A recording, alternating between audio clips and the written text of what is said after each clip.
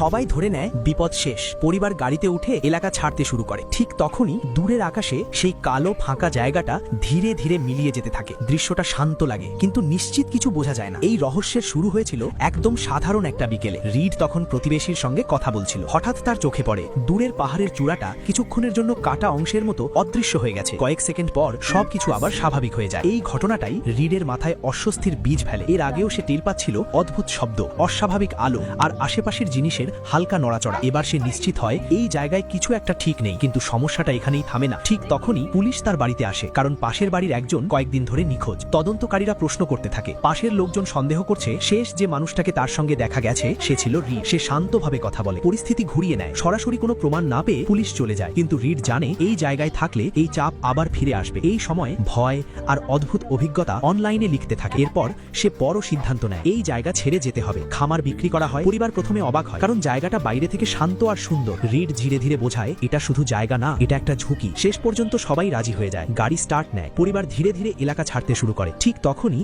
দূরের আকাশে সেই অদ্ভুত ফাঁকা অংশটা আবার দেখা যায়, কিন্তু এবার সেটা ধীরে ধীরে মিলিয়ে যায়। কেউ নিশ্চিত কিছু বলতে পারে না। ঘটনা শেষ হয়নি, শুধু জায়গা বদলে নতুন নীরবতায় ঢুকে পড়েছে।